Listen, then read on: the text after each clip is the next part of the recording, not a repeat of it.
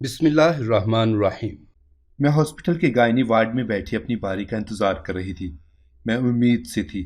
میرا 8واں مہینہ چل رہا تھا۔ مجھ سے زیادہ دیر بیٹھا نہیں جا رہا تھا، اس لیے اٹھ کر چہل قدمی کرنے لگی۔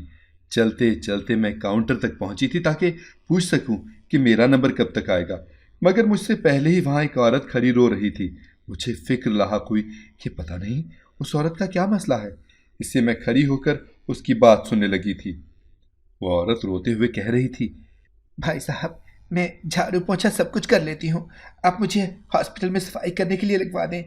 کاؤنٹر پر کھڑا لڑکا چڑ سا گیا تھا اور بولا، بس کرو اماں، میں کب سے کہہ رہا ہوں کہ ہاسپٹل کا عملہ پورا ہے، تم کہیں اور جاؤ۔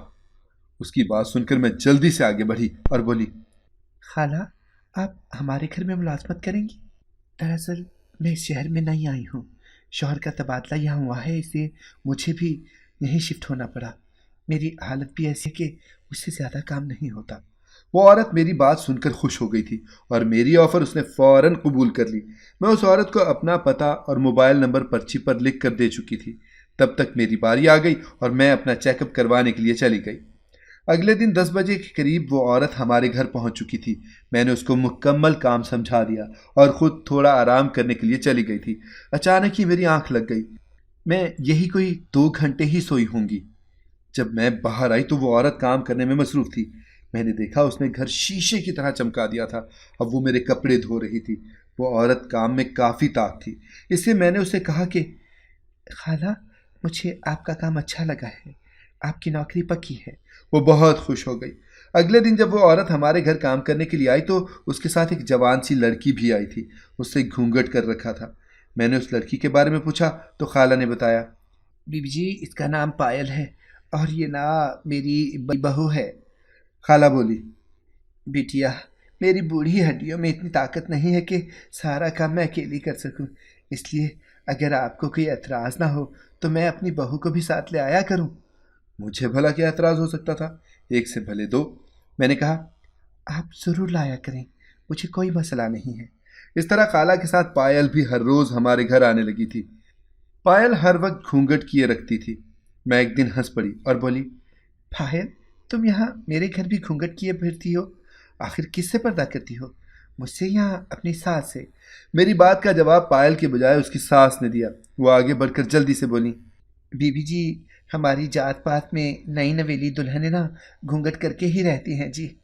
اب مجھے تجسس ہوا تو میں نے پوچھا، آپ کی ذات کیا ہے؟ تو خالہ بولی، آپ جی ابھی اس شہر میں نا نئی نئی آئے ہو بیٹا، آہستہ آہستہ سب ریتی رواج سیکھ جاؤ گی۔ میں خاموش ہو گئی تھی۔ خالہ اور پائل ہر روز ہمارے کام کرنے آتی تھی۔ میں نے ایک بات نوٹ کی تھی کہ خالہ ادھیڑ عمر ہونے کے باوجود بھی چاق و چوبند سی ہے، جبکہ پائل مریل سی ہے۔ وہ کام اتنی آہستہ کرتی کہ جیسے اس کے بازوؤں میں جان ہی نہیں ہے۔ اکثر اوقات تو وہ فرش پر بچھے قالین پر ہی لیٹی لیٹی سو جاتی تھی۔ مجھے اس کی جانب دیکھ کر بڑی حیرت ہوتی تھی۔ ایک دن وہ یوں ہی سو رہی تھی جب میرے قدموں کی آہٹ سن کر ہڑبڑا کر اٹھ بیٹھی۔ میں نے اس سے پوچھا، کیا بات ہے پائل، طبیعت تو ٹھیک ہے نا؟ وہ بولی، باجی، کام کر کر کے تھک جاتی ہوں، گھر کے کام کاج بھی تو ہوتے ہیں نا۔ میں نے اس بات میں سر ہلا دیا تھا۔ کچھ دن ہی گزرے ہوں گے جب خالہ مجھ سے چھٹی مانگنے کے لیے میرے کمرے میں آئی تھی۔ وہ بولی، بیٹیا، ہم کو اور ہماری دلہنیا کو کچھ روز کی چھٹی درکار ہے، ہم کو اپنے بیٹے کا وواہ کرنا ہے۔ خالہ اور اس کی بہو کا لب و لہجہ ہم سے مختلف تھا۔ خیر میں نے چھٹی دے دی۔ کچھ روز بعد وہ پائل کے ساتھ پھر کام پر موجود تھی۔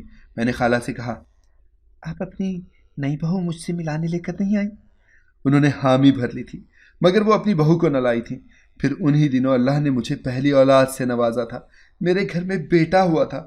میرا دھیان ہر چیز سے ہٹ سا گیا۔ میں بچے کے ساتھ ہی مصروف رہتی تھی۔ میرے شوہر نے بھی اپنے آفس سے 15 روز کی چھٹی لے لی تھی۔ انہوں نے اس دوران میرا اتنا ساتھ دیا کہ میں الفاظ میں بیان نہیں کر سکتی۔ پہلی ڈیلیوری تو میری والدین کے گھر ہونی تھی، مگر میرے والد اور والدہ کار حادثے میں اللہ کو پیارے ہو گئے تھے۔ میں اسی وجہ سے اکثر اداس بھی رہتی تھی، مگر عرفان نے اس دوران کسی دوست کی طرح میرا خیال رکھا تھا۔ میں نے ایک بات نوٹ کی تھی کہ جب بھی عرفان گھر میں ہوتے، میرے کام کاج کرتے تو پائل کونوں خدروں سے ہم دونوں کو جھانکتی رہتی تھی۔ مجھے شک سا ہوا تھا۔ میں نے سوچا، رسک کیوں لوں؟ اس سے میں نے خالہ سے کہہ دیا تھا، خالہ، اب تم پائل کو اپنے ساتھ نہ لے کے آنا، बल्कि अपनी दूसरी बहू को ले आया करो। उन्होंने मुझसे कोई सवाल जवाब नहीं किया और नई बहू को लाने की हामी भर ली थी। अगली सुबह सुर्ख साड़ी में मलबूस एक लड़की खाला के साथ ही हमारे घर आई थी। वो लड़की शायद नई दुल्हन थी, तभी उसने साफ सुथरी नई साड़ी पहनी हुई थी। मैंने उस लड़की को अपने पास बुलाया और पूछा, तुम नई दुल्हन हो? तो उसने इस बात में सर हिला दिया। मैंने पूछा, तुम्हारा नाम क्या है? वो लड़की खामोश ही रही, जबकि खाला जल्दी से बोली, बेटिया, हमारी दुल्हनिया बोलत नहीं है, पैदाइशी गूंगी है। मैं खाला के जवाब से मुत्तमिन नहीं हुई, क्योंकि मुझे ये लड़की पायल ही लग रही थी। फिर मैंने उस लड़की का बगौर मुशाहिदा किया तो वो पायल ही निकली। मैंने खाला से इस मुतालिक कोई सवाल नहीं पूछा। मुझे लगा कि शायद उनकी नई बहू किसी के घर काम नहीं करना चाहती होगी, तभी उन्होंने मुझे धोखा देने की कोशिश की थी। मुझे खाला की इस बचगाना सी हरकत पर हंसी भी आ गई थी। खैर, कुछ रोज़ बाद खाला ने अपने तीसरे बेटे की शादी के लिए छुट्टी मांगी। मैंने छुट्टी दे दी, क्योंकि खाला शादी के लिए भी 3 रोज़ से ज़्यादा छुट्टी नहीं करती थी। जब वो शादी निभाकर वापस आई तो मैंने उनसे फरमाइश की, खाला, अपनी नई बहू को भी लाएं। लेकिन वो उसे नहीं लाईं। ऐसा करते करते उन्होंने अपने 5 बेटों की शादी मेरे घर पर मुलाजमत करते करते 6 माह के अरसे में ही कर ली थी। मैंने खाला से कहा, अब तो खैर से आपकी 6 बहुएं हो गई हैं। आप हर रोज़ एक को ही अपने साथ लाती हैं। इस तरह तो वो बेचारी थक जाती होगी। आप ऐसा करें, इनकी बारियां रख लें। एक दिन एक आ जाया करे तो दूसरे दिन दूसरी। खाला मुस्कुराई और बोली, हाँ बिटिया, मुझे तुम्हारा मशवरा पसंद आया है। अब खाला हर रोज़ अपनी नई बहू साथ लाने लगी थी, मगर मैं अगर नन्ही बच्ची होती तो इस झूठ को हकीकत मान भी लेती। सच तो ये था कि खाला पायल को ही नए घूंघट उड़ा उड़ा कर मेरे घर लेकर आती थी और बताती कि ये पहली बहू है, ये दूसरी और ये तीसरी। पायल की सेहत भी अब काफ़ी ख़राब रहने लगी थी। पहले पहल जब वो काम के लिए आती तब उसका जिस्म फिर भी भरा भरा सा था, अब तो वो सूख कर कांटा ही हो गई थी। मुझे दाल में कुछ काला लगा, मगर खाला के सामने मैं नॉर्मल ही रही, ताकि उनको मालूम ना पड़ सके कि मुझे उन पर शक हो गया है। मैं इस मामले को लेकर बड़ी परेशान रहती थी। मैंने अपने शौहर इरफान से भी इस मुतालिक कोई बात नहीं की थी, क्योंकि अभी मैं खुद हैरान थी कि आखिर ये सब हो क्या रहा है। एक दिन अल्लाह की करनी ये हुई कि काम के दौरान खाला की तबीयत ख़राब हो गई, तो वो मुझसे छुट्टी लेकर घर जाना चाहती थी। मैंने उनसे कहा, आप अपनी बहू को मेरे पास छोड़ जाइए, क्योंकि आज मेरे शौहर के मेहमान आने वाले हैं। खाला मेरी बात सुनकर बड़ी परेशान सी हो गई थी। वो बड़ी मुश्किल से अपनी बहू को मेरे पास छोड़ कर गई थी। खाला के जाते ही मैंने पायल को आड़े हाथों लिया और बोली, अच्छा, तो तुम खाला की चौथे नंबर की बहू हो। मुझे तो तुम पायल जैसी लग रही हो। मेरी बात सुनकर उस लड़की ने जो किया वो तो मेरे वहमो गुमान में भी नहीं था। उसने अपना घूंघट पलट दिया और फूट फूट कर रोने लगी थी। वो बोली, बाजी, मैं ही पायल हूँ, मैं ही चौथे नंबर की बहू भी हूँ। उसकी बात सुनकर मैं शुष्तर सी रह गई। मैं बोली, पायल, मुझे सारी बात खुलकर बताओ। तो वो बोली, भाजी, मैं पायल, मासी की इकलौती बहू, जिसकी हर बार शादी रचाई जाती है। अब की बार तो उसकी बात सुनकर मेरे पैरों तले से जमीन ही खिसक गई थी। मैं बोली, पायल, तुम ये क्या कह रही हो? तुम अपने हवास में तो हो। वो रोते हुए मुझे अपनी दास्तान सुनाने लगी थी। भाजी, मैं अनाथ हूँ। मेरी मासी ने मुझे पाला था। पाला क्या था, बल्कि मुझे तो उन्होंने अपने घर की मुलाजमा बना कर रखा था। मुझे उन्होंने बचपन से ही काम पर लगाया हुआ था। मासी के 5 बेटे तो माजूर थे, जबकि बड़ा बेटा विक्रम वो तंदुरुस्त था। मेरी और उसकी बचपन से ही दोस्ती थी।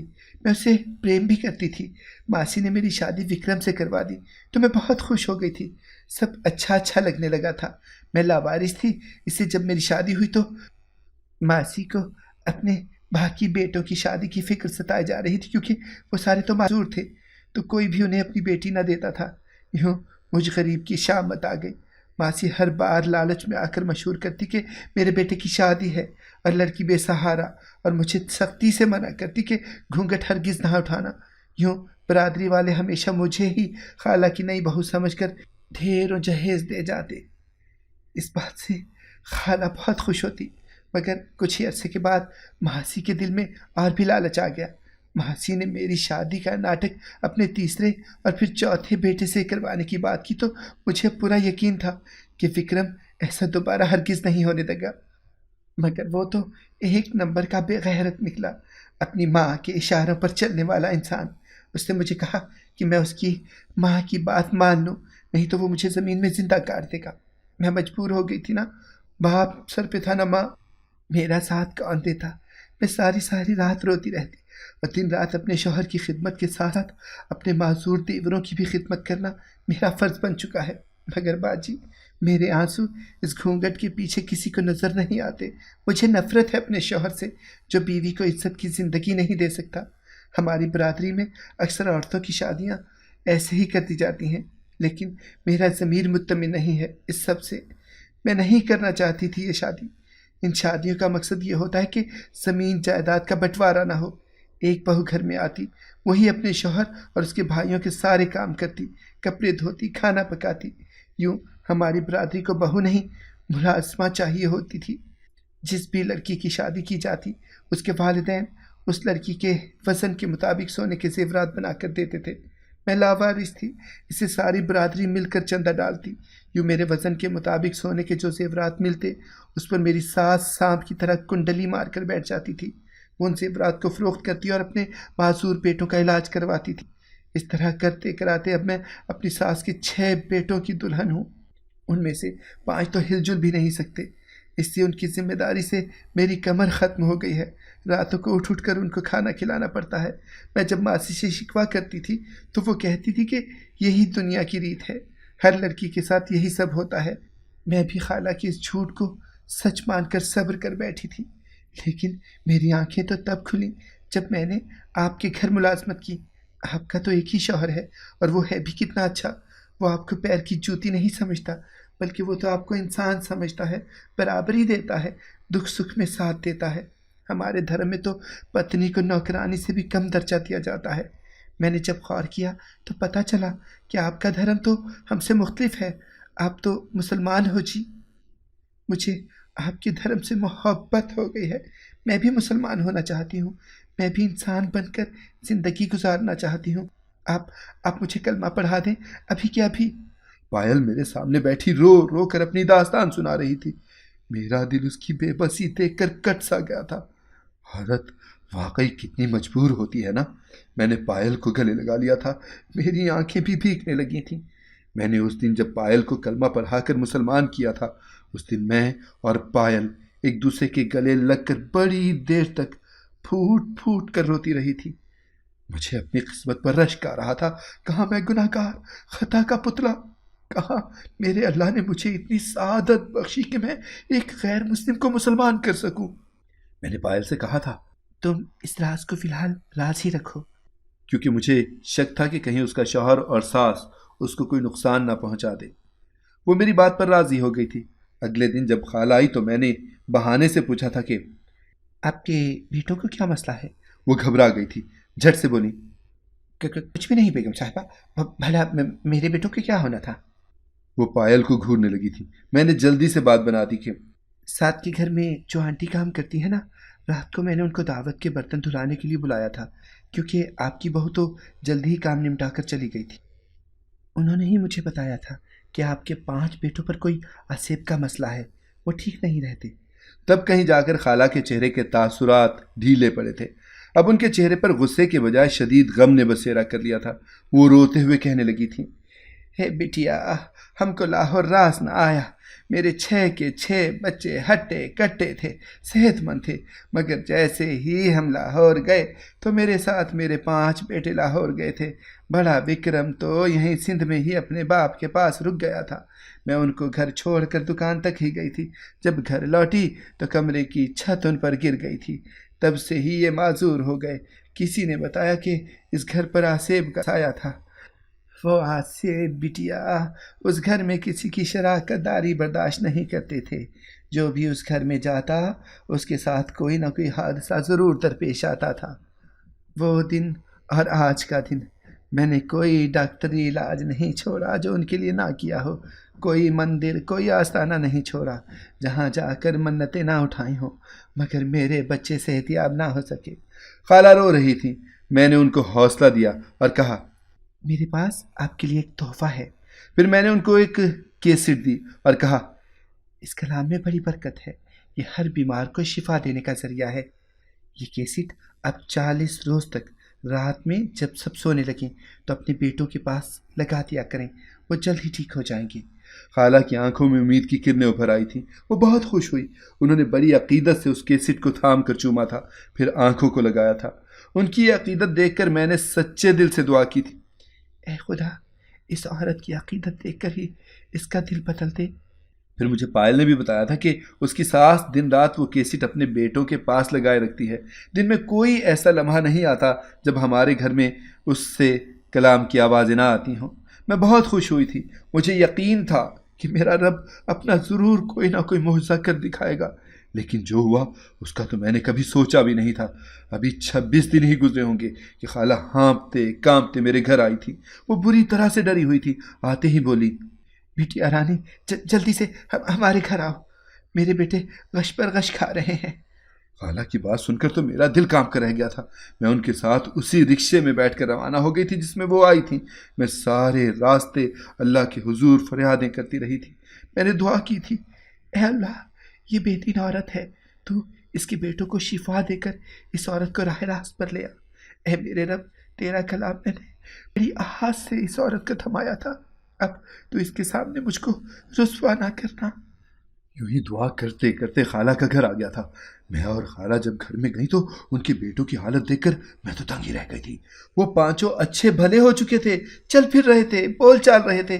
یہ دیکھ کر خالہ میرے قدموں میں گر گئی تھی اور بولی، بیٹیا رانی، تو درویش ہے۔ میں بھی رو پڑی تھی۔